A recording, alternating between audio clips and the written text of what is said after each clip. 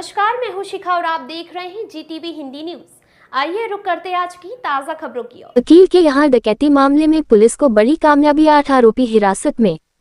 परिचित की मुखबिरी के आधार पर नया गिरोह बनाकर लूटमार और डकैती की साजिश की गई। वलसाड जिले के पारडी तालुका के मोटा वाघ छिपा गांव में कुछ दिन पहले एक वकील के घर पर लूटमार और डकैती को अंजाम देने के मामले में पुलिस को बड़ी सफलता मिली है। पुलिस ने डकैती में शामिल सभी आरोपियों को गिरफ्त में ले लिया है। पुलिस ने नवगठित धड़ापुलू गैंग के 8 आरोपियों को पकड़ लिया है, लेकिन पुलिस जांच में एक चौंकाने वाला तथ्य सामने आया है। खुलासा हुआ है कि पीड़ित परिवार के एक परिचित की वजह से ही ये वारदात हुई थी। मिली जानकारी के अनुसार पेशे से वकील प्रभुभाई पटेल पिछले शुक्रवार की सुबह अपनी दैनिक दिनचर्या के अनुसार अपने ड्राइवर के साथ अपनी कार में घर से निकले। उस समय उनकी पत्नी घर पर अकेली थी। उसी समय घर पर कुछ लोग आए और पूछा कि वकील साहब घर पर हैं।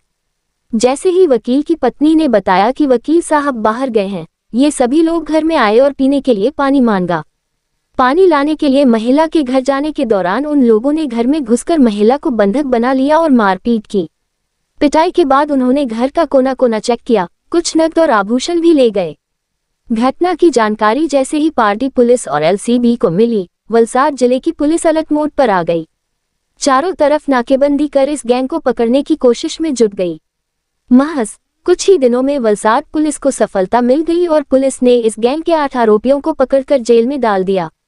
जिला एसपी डॉक्टर करणराज वाघेला के अनुसार वकील के घर पर लूटमार की कोशिश में पकड़े गए इस नए गैंग की गिरफ्तारी के बाद पुलिस की शुरुआती जांच में पता चला है कि वारदात किसी मुखबिर की वजह से की गई थी।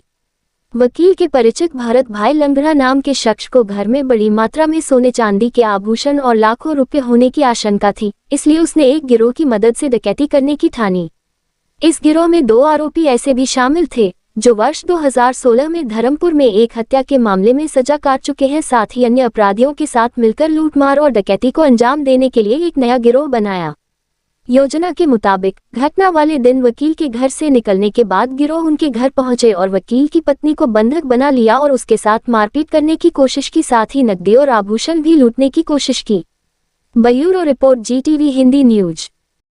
6 સપ્ટેમ્બર 2024 રોજ બપોરના સમયે પારડી પોલીસ વિસ્તારના વાઘછીપા ગામના અંબાજ ફળિયામાં એક ગેંગ ગાડી સાથે આવી હતી અને ગેંગે ઘરમાં ધાડ પાડવાની કોશિશ કરી હતી અને ધાડ પાડવાની કોશિશમાં નિષ્ફળ જતાં તેમણે ઘરમાં જે હાજર જે બેન હતા એમની પર જીવલેણ હુમલો કર્યો હતો।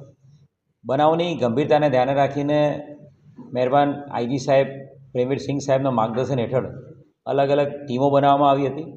बनाववाड़ी जग्याथी मांडीने तमामे तमाम विस्तारना समग्र हाईवेज अने एनी साथे साथे वापी वलसाड तमाम सीसीटीवी केमेराज चेक करवामां आव्या हता अने गंभीरताने ध्याने राखीने क्राइम एसओजी अने तमाम टीमों आमां लागी हती अने खूब मोटी सफलता आ समग्र बनाव जे धाड़ अने लूंटने अंजाम आपवा आवेली टोळकीनो आखो पर्दाफाश करवामां वलसाड जिला पुलिस ने सफलता मळी है। वलसाड क्राइम ब्रांच ने सफलता मळी है और कुल 8 आरोपीओं ने पकड़ी पाड़वामां आव्या छे।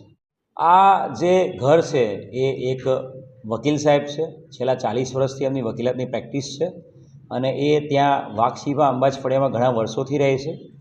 आ वकील साहेबना त्यां छेल्ला घणा वर्षोथी एक व्यक्ति ड्राइवर तरीके नौकरी करे छे। ए ड्राइवरनी वातोचीतोमांथी एक एमना जे ससरा है ड्राइवरना ए भरत उर्फे भरत लंगड़ो एनी वातोचीतोथी एने वकील साहेबना घर में मोटी रोकड़ रकम, मोटा सोना चांदीना दागीना अने वधु पैसा होवानी एने शक्यताओ लागी हती अने एना आधारे सौथी पहला आजथी 2 महीना पहला भरते आखे आखो आ प्लान जे वकीलनुं घर है एनी पर धाड़ पाड़वानो प्लान बनाव्यो हतो। एटले भरते धर्मेश मार्फते चेतननो संपर्क कर्यो। चेतने लूंटना गुनाने अंजाम आपवा माटे बिपिन अने हेमंतने तैयार कर्या અને ત્યારબાદ બિપિન અને હેમંત તૈયાર થયા બાદ વધુ લોકોની જરૂરિયાત જણાતા ચેતને પોતે પોતાના મિત્રો સંજય લક્ષી વળવી, દિલીપ ગોરવાલા અને જયેશ પાટીલનો સંપર્ક કર્યો। આમ ચેતને બિપિન, હેમંત, સંજય, દિલીપ અને જયેશ આ 5 લોકોને તૈયાર કર્યા હતા।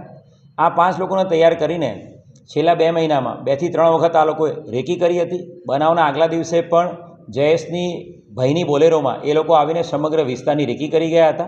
બનાવના દિવસે નક્કી કરેલા પ્લાન મુજબ જયેશ પાટીલ પોતે એક પ્રાઇવેટ ઇકોસ્પોર્ટ ગાડી એના કોઈ મિત્ર પાસેથી લઈને એ સંજય અને દિલીપને લઈને કિલ્લાપાડી વિસ્તારમાં આવ્યો હતો.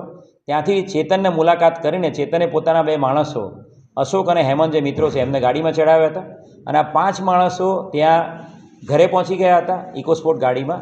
અને ત્યાં જઈને એ મહિલા છે જે ફરિયાદીના પત્ની, ફરિયાદી વકીલ સાહેબના પત્ની, એમની પર જીવલેણ હુમલો કર્યો હતો. એમને રસ્સાથી બાંધી દીધા હતા અને ત્યારબાદ બૂમાબૂમ થતાં એ લોકો જગ્યા છોડી ભાગી ગયા હતા.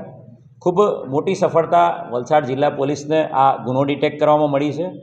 અત્યાર સુધીમાં જે જાહેરાત થઈ છે એ પ્રમાણે જેટલા પણ આરોપીઓ આઈડેન્ટિફાઈ થયા છે એ તમામ 8 આરોપીઓની ધરપકડ કરી લેવામાં આવી છે અને નવી ભારતીય ન્યાય સંહિતાની જે ધાડની અને જીવલેણ મહાવ્યથા કરવાની જે કલમો છે એ મુજબનો ગુનાની કલમોમાં ફેરફાર કરી દેવામાં આવ્યો છે અને આ તમામ આરોપીઓની હાલ પૂછપરછ ચાલુ છે.